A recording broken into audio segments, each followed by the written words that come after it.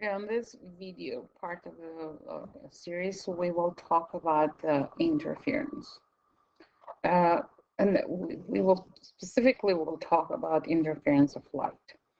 Okay, so now light is a very unique phenomena that is in our life.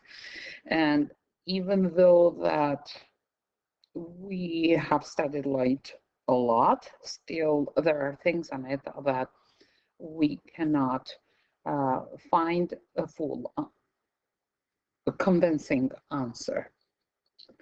Now, the biggest question is light a wave or is a particle or is it both? And I think that now we are on peace with the fact that light has both characteristics, have characteristics of the wave and has characteristics of the particle. So now it's obvious that light carries energy because you hold a magnifying glass and a piece of paper in a sunny day, and then that piece of paper will burn in a hole. Okay, so it will have a hole on it. But how is why wave has characteristics, why light has characteristics of a wave, like inter reflection, refraction, and all that other stuff. So Newton have been experimented a lot with light, and then he proposed that light is composed by tiny particles. He called them tiny little bodies that move in a straight line, and they have an with an incredible speed, almost infinite speed. But this was against the fact that particles can move into vacuum, which was believed that it is believed that is between the sun and earth. So now, how is something particle able to travel in vacuum? So this was the question that actually Newton didn't know what to say, and he was telling, like, the logic that he used was that there is an ether that is between sun and earth, but we cannot prove that yet. Then after that, a Dutch scientist, Christian Huygens, it was pretty much on the same time as Newton, proposed that light is a wave, and he was proving that light is following the properties of a wave. However, the way that Newton was seen by all the world of science, this was not quite majorly accepted by a lot of scientists. Okay, so what Huygens proposed as his theory for the light is that he was saying that every point in the front wave can be considered as a point source of a tiny secondary wavelet that will spread out in front of the wave at the same speed as the wave itself. And then the surface enveloped tangent to the old wavelets and they are forming a new wave. I will bring a picture here so that we can explain it more. So here you see two types of waves. One of that is a circular wavefront, so it's forming a circular wavefront. Here is the source of the wave, and one that is straight wavefront. So this is the straight wavefront. What he was saying with the principle that he presented, that are known as the Huygens principle, he considered that each point, this is the wavefront, okay, from A to B, from A to B is the wavefront. Each point on the wavefront, each point on the wavefront is a point source, okay? So that when it is moving, it is forming, it is spread out in front of the wave at the same speed as the wave itself. So each of those is spread, it's moving at the same speed as the waves. And then the tangent to the wavelets, those are the wavelets here or in a straight wavefront, those are the wavelets. The tangent to the wavelets, it's forming a new wavefront. Those principles are very useful when when the wave, let's say it's facing an obstacle, so, or it is partially interrupted. So it is very, very true. Huygens principle predicts that the wave be bent in behind an obstacle.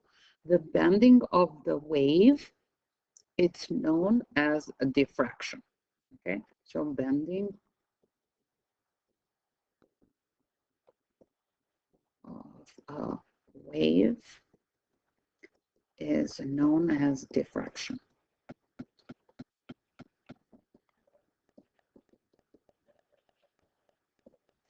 Okay. Since diffraction occurs for wave, but not for particles, it can serve us to mean that this is a distinction of the nature of light. The light itself diffracts. When we see a front wave, then it diffracts. Okay, let's see now if the light interferes, diffracts or interferes into a barrier that is facing. This is known as the experiment that we will talk now. It's known as the double-slit Young's experiment. Okay, I will bring a picture here so that we can have a better view. Okay, so what is happening at the Young's double-slit experiment is very similar to interference of any mechanical wave that we have seen in physics 20. So when we have a mechanical wave, that means that we have a medium to transmit energy from point A to point B. Now we have 2 point sources, source 1 and source 2, that produce the same that produce a mechanical wave that have the same characteristics. So now what is happening on this case is that as the mechanical wave is traveling from source 1 and source 2, as the mechanical is traveling in space, then the crests met together to form that is known as the constructive interference, which appears into the contact of the 2 waves as the antinodes. And when the crests meet the trot, then it appears that is known as the deconstructive interference. And when the wave is traveling, is forming that is known as the nodes. To understand how the interference pattern is produced, let's consider the diagram here.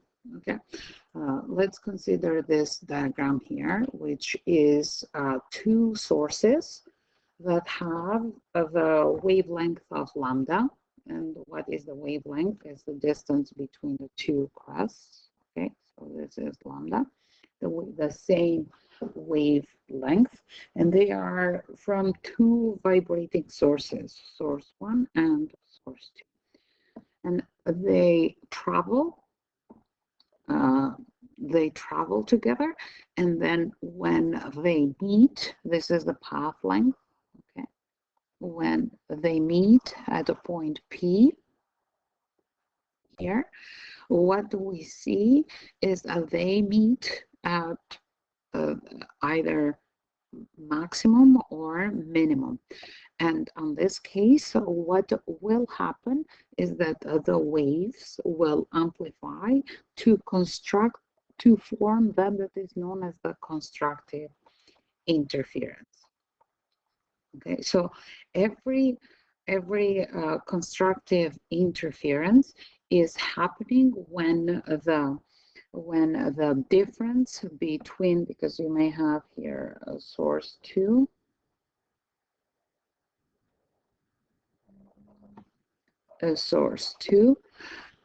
so every time that the difference of path between source 1 and point P and source 2 and point P, the distance S1P minus S2P is a multiple of the wavelength, then a constructive interference appears.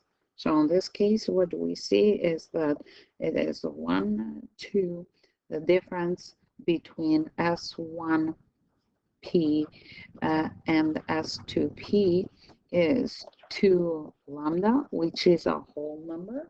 And this is why when they meet together at point P, what appears is a constructive interference. But if the difference is a multiple of half of the wavelength, then what we have is a full deconstructive interference. Okay, so when the difference between S1 and point P that they meet, and S2, which is the second source, and point P where they meet. So what is happening? The crest is meeting the trot, and then that means that the interference between the two waves interacting between each other is deconstructive interference.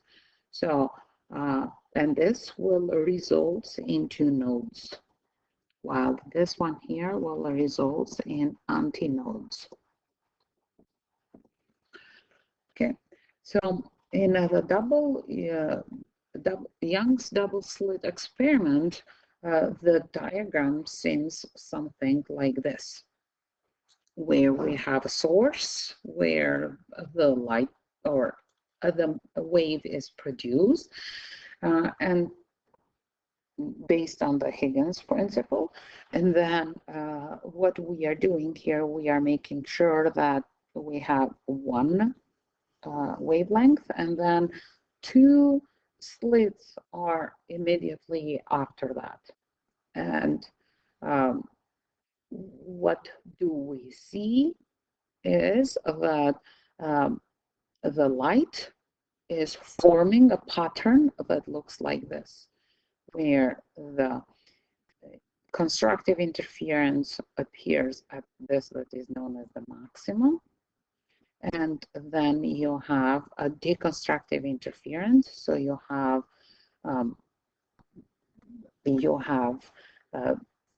spaces where you see bright fringes and the spaces where you see dark fringes. So those are known as the bright fringes.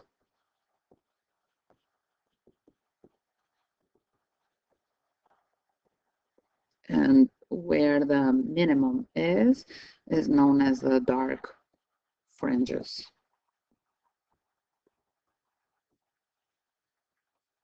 Okay, so now the only the purpose of this having this first slit here is just to make light coherent, same phase, and then after that we have the two slits, and then the light is traveling on its own. And what is interesting about this, and we'll talk more in class about this, is that what is interesting, if you close one of the openings here, then the light will travel as no problem. As not, as this doesn't exist, so will travel on its own, and then you will see a bright screen here. But as soon as two openings are open, then suddenly this pattern appears into the screen. Okay. So what this is known as the interference, and the interference being new phenomena is treated as new with a new equation. And how and why we have this equation, I can explain to you in class. Oh, now, a schematic view of the interference is this one here, when D is the distance between source 1 and source 2, those two sources here. So this is distance D. The length between the two openings, double slit, and the screen is known as L, capital L. And then those that are bright fringes where the maximum appears are, the first one is known as n equals 0, and then as it goes up or down, they go n equals to 1, n equals to 2, n equals to 3, and so on. So the distance from the perpendicular bisector of the distance between those two slits to the screen, it is creating those fringes, bright fringes, and then the distance between that perpendicular bisector up to the fringe is known with x. So you can say at n equals 5, x5 is whatever is that. So this is x. And the angle that is formed between the horizontal line that goes midpoint of the distance between the two openings and perpendicular to the screen, and the bright fringe or dark fringe to the center of bright fringe or dark fringe is an imaginary line that we connected. It's known as the angle theta in your formula. Now, in the formula, or even in your formula sheet, you'll have two formulas. One that is lambda, which is the wavelength, is equal to d sine theta over n. So this is a valid when we know the angle or when we are finding the angle. And the other one, which is an approximation of sine, dx over n times l. And this is known or it's valid for angles that are theta that are less than 10 degrees, and or x is way smaller than L. If we have, so those equations that are in your formula sheet are for bright fringes And if you are looking for dark fringes, then what do is you subtract 1.5 from n. So if this is for dark fringes, where n can be 1, 2, 3, and so on, so consecutive, then they are creating consecutive interference. And if we have uh, dark fringes, then the formula will be lambda is equal to d sine theta over n minus 1 over 2, or if we know the angle, or if we are looking for the angle, or if the condition is the same, angle is less than 10 degrees and x is way smaller than L, then we can say dx over n minus 1 over 2 times L. What do we measure here? Everything is in meters, so the wavelength will be in meters. So wavelength, and it is in meters. Angle theta is on degrees. Angle with the central line to the fringe, that being bright or dark fringe, doesn't really matter. N is the fringe of our interest. If it is a dark fringe, then on the formula we will take away 0.5. L is the distance from the slit, double slit from the slit to the screen, and it is in meters as well. X is the distance from the central bright fringe to the nth fringe, even this is in meters. And D is the distance between the slits. Let's suppose that we have an interference pattern that is produced through two slits that have a distance between each other, 0.045 millimeters, and a light of a wavelength of 550 nanometers. It is shone through those two slits. It is passing through those two slits. What is the angle in the fourth bright fringe from the central line? Okay, so now what do we have here is D is the lowercase d is equal to 0.045 millimeters, which when we convert it into meters will be times 10 to the power of 3. And then we have the fourth fringe, so n is equal to 4. And what we are looking is the bright fringe, and the wavelength is 550 nanometers, which converted into meters will be times 10 to the power of 9 meters. And what we are doing is we are looking for the angle that is formed.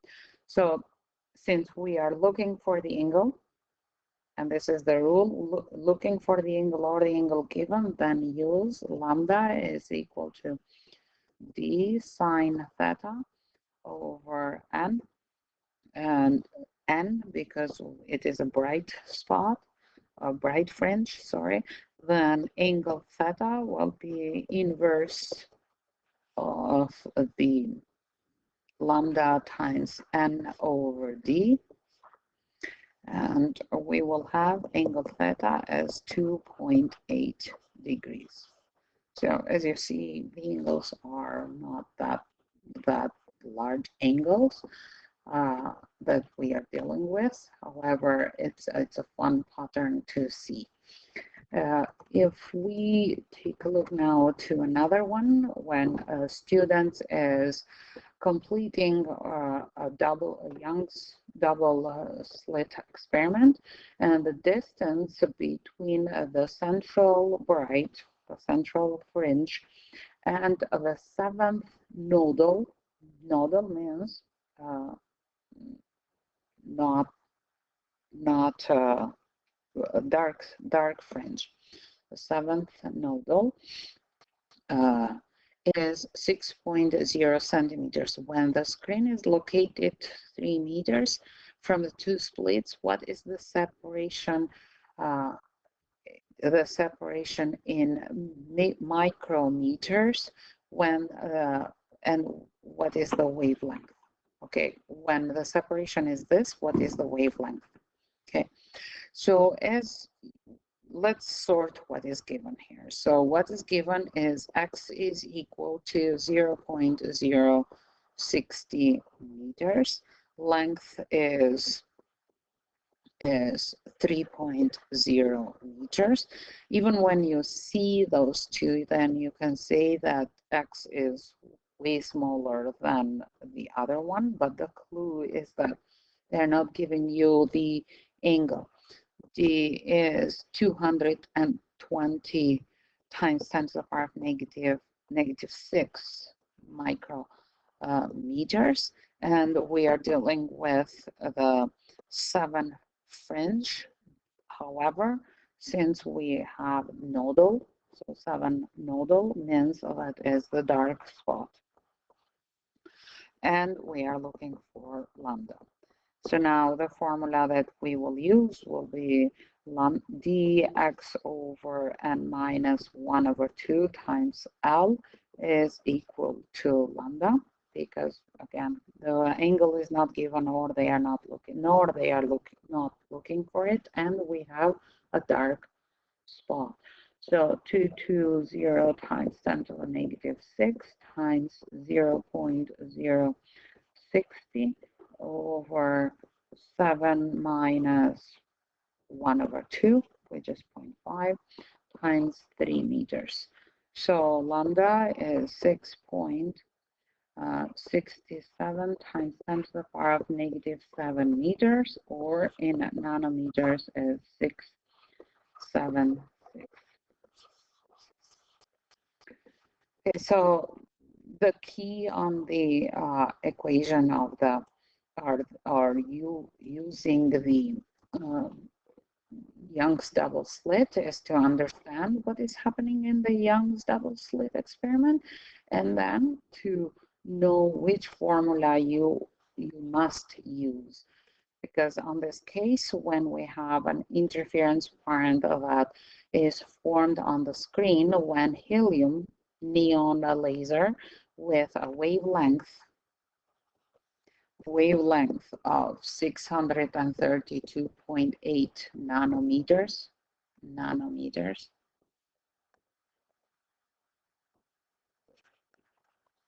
Nanometers is thrown into the two slits. If the slits are apart, so slits are apart 43 micrometers, so times 10 to the power of -6 meters apart, and the screen is 2.5 meters away, so L is equal to 2.5 meters. What is the separation? So X question mark. What is the separation between the nodal line, adjacent nodal line, meaning that what we have here is that what is the distance between the nodals. Okay, so when it is asking you for the separation between nodals or nodes or antinodes, so between consecutive bright fringes or consecutive dark fringes, then use n equals to 1, okay, because it is a consecutive. Now, since we are dealing with distance, and the distance between the two slits in comparison to the distance from the slits to the screen is too small, then we will use the equation D is lambda is equal to dx over nl. And then from here, we will find that x is lambda times n times L over d. And when we substitute n equals to 1, lambda as 632.8 times 10 to the power of negative 9 meters times L is 2.5 meters over d, that is 43 times 10 to the power of negative 6. We use brackets, so then x is equal to 3.68 centimeters. Okay, so this is in terms of the interference.